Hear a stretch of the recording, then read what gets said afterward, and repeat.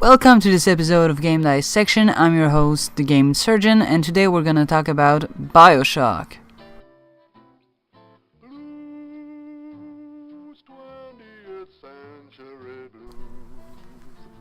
The first Bioshock game was created by the Irrational Games studio in 2007 for the PC and Xbox. It was finally ported to the PlayStation 3 a year later. A lot of people that worked on that game worked on the System Shock series also. So this was also an FPS and an RPG, same as Bioshock. And a lot of the game mechanics from System Shock were implemented in the Bioshock games. Some consider that the first Bioshock is a spiritual sequel from this game, but let me say one thing, Bioshock is an incredible game on its own and is not a pale copy of System Shock, so you better play this game cause it's freaking awesome. So let's start with the setting of the game. So you play as Jack, a survivor from a plane crash in the Atlantic Ocean, and since you're the only survivor, you kinda wander your way around in the ocean, alone, into a nearby lighthouse, which contains a bathysphere that takes you to Rapture, the infamous underwater city. And if you didn't know, bathyspheres really existed during the early 20th century as a way to explore deep sea. And in 1934, a world record was set for the deepest a bathyspheres ever went at 1,503 feet below the sea level. Now let's get back to Rapture a bit. The city was created by Andrew Ryan, a somewhat crazy businessman who wished to create a perfect world in which every man earns what he worked for. I am Andrew Ryan, and I'm here to ask you a question. Is a man not entitled to the sweat of his brow? No, says the man in Washington, it belongs to the poor. No, says the man in the Vatican, it belongs to God. No, says the man in Moscow, it belongs to everyone. I rejected those answers. Instead, I chose something different. I chose the impossible. I chose Rapture.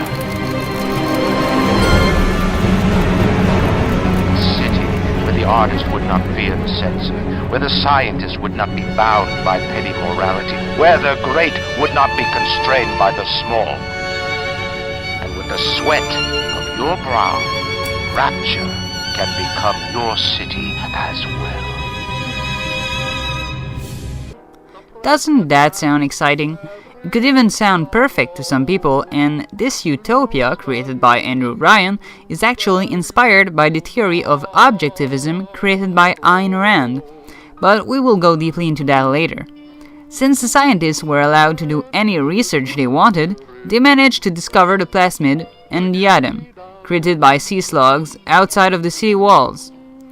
These plasmids were used to upgrade the human capacities, providing to the ones that were willing to modify their genes powers like telekinesis or control over various elements, like fire, ice, or even electricity for that matter.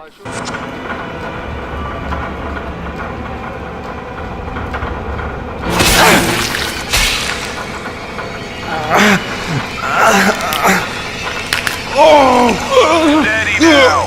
Your genetic code is being rewritten. Just hold on and everything will be fine.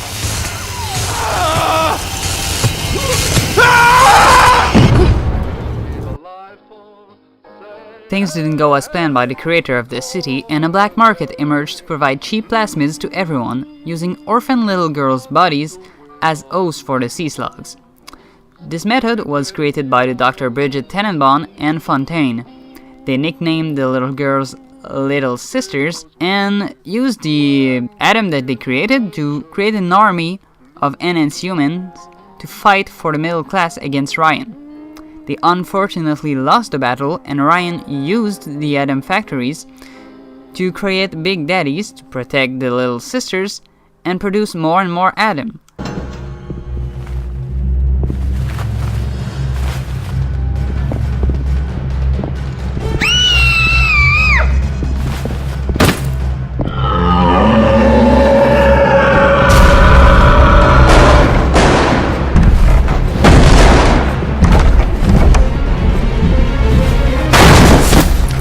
Big Daddies were in fact just normal humans enhanced with plasmids to protect the Little Sisters. He also created his own soldiers, called splicers, throughout the game, but these splicers are completely spliced up, like they say, and that basically means that they are crazy and do not respond to logic. They only want more and more atom because they have gone crazy by the consumption of too much atom.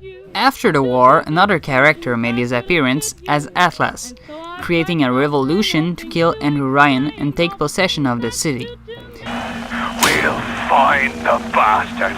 We'll find him and we'll tear his heart out.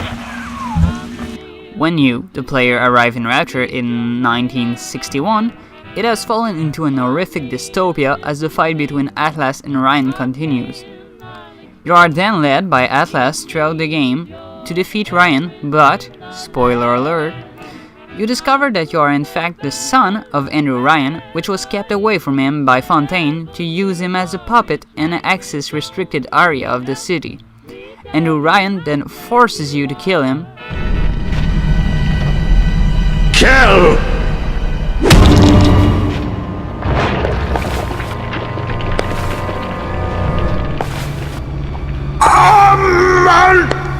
Juices!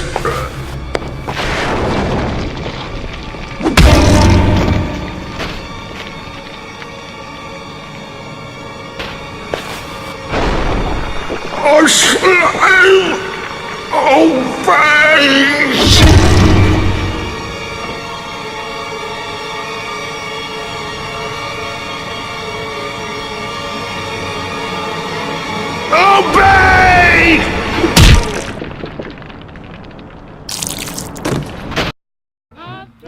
Yeah, he really likes his free will, but yeah, after that, Atlas reveals himself to be Fontaine and leaves you to die, locking you into the Andrew Ryan's office, but you finally manage to escape with the help of the Dr. Tenenbaum, which no longer support Fontaine. So as you might remember, this woman is actually the creator of the Little Sisters that you decide to either help or not during the game. Even if you didn't help the Little Sisters, she still helps you because she thinks that you're the only one capable of destroying Fontaine. So, she helps you get rid of the mind control that he has over you by saying the words, "Would you kindly?" He has this mind control over you because he and another doctor traumatized you when you were a kid, so that when someone would say, "Would you kindly do something?" you would automatically do it. In the end, you manage to kill Fontaine after an epic fight against his mutated self. Depending on your choices, you will either free the Little Sisters and have a normal life on the surface, or you will take over the city, harvesting all of the Little Sisters for their atom. So now that we got this out of the way, let's talk about the game itself. As I mentioned before, the game is greatly inspired by the theory of objectivism founded by the writer Ayn Rand. The developers of the game even had a little fun by making the name Andrew Ryan an anagram of the name Ayn Rand with the letters R, E, and W added. In her book Atlas Shrugged, which I strongly recommend if you're into this kind of story, she states this: "My philosophy in essence is the concept of a man as an heroic being with his own happiness as the moral purpose of his life, with productive achievement as his noblest activity and reason as his only absolute." In other words, she considered that human beings are simply selfish with the only goal to achieve absolute satisfaction. By being productive, a human will achieve this happiness. If we want to apply this kind of ideology, we need to let go of some social constraint, such as taxes and all sorts of things. She also argued that the main focus of a man's free will is the ability to choose. We can see that in the character of Andrew Ryan because he chooses to die. Even his own free will is more important than his life. So that says something, and it's clearly a nod to her philosophy. In the end, what separates a man from a slave? Money? Power? No. A man chooses. A slave obeys. The city of Rapture is based on that principle in which every man fend for himself, and has the freedom to create whatever he wants, but one could argue that this would only be fair if all men had the same opportunities to begin with. And this is where the fall of Rapture comes into play, because it was mainly due to the growing use of plasmids, which could enhance the physical abilities of the user by altering his genes, making it harder and harder to the so-called humans that are normal to prosper in the city. This ultimately led to a revolution, like I mentioned before. The use of this kind of technology, altering genetics, is a deep philosophical question that strikes our current society. Considering the latest progress in genetics, one could ask if it would be moral to allow genetic improvement or modification, considering that probably only the richest of us will be able to afford it. It will only contribute to distinguish social classes from one another. This struggle was clearly represented as the game characters Fontaine and Dr. Tenenbaum fought for the poor. As I went to research some of the characters, I found that some of them had really interesting stories and background. And I'm talking here mostly about the infamous Dr. Steinman. This man has an obsession over symmetry and is inspired by the work of Picasso. Note here, it is not inspired by Picasso, but the character, like in the game, is inspired by the work of Picasso. So obviously this man has turned insane by the consumption of too much atom, but his character could be compared to one of the father of the modern plastic surgery, Sir Harold Delph Gillies, who worked mainly on facial reconstruction, which is also a kind of specialty of Dr. Steinman, since he is also obsessed by beauty. Now that we remember that one of the principles of the City of Rapture is that every man was free of doing anything he wants without any censorship. Well, here comes our one and only Sander Cohen. It's another crazy man that takes pleasure turning death scenes into art. Rapture is just so full of crazy people that it's fascinating. This man is also present in the Bioshock Infinite DLC Burial at Sea, showing off even more of his craziness, but we'll keep that for another video maybe. Sander Cohen was inspired by both George M. Cohen, an artist, and Salvador Dali for his mustache. Probably, yeah, I think it's just because of his mustache, but yeah, he's also an artist. The other main source of inspiration for this game would be the novel 1984 by George Orwell, and if you don't know this novel, go read it. Just go read it, it's fantastic. Yeah, I would really recommend it if you're in this kind of dystopian universe. It's pretty good. In Bioshock 2, you can often see the sentence, "Big Sister is watching you," written on the walls of Rapture.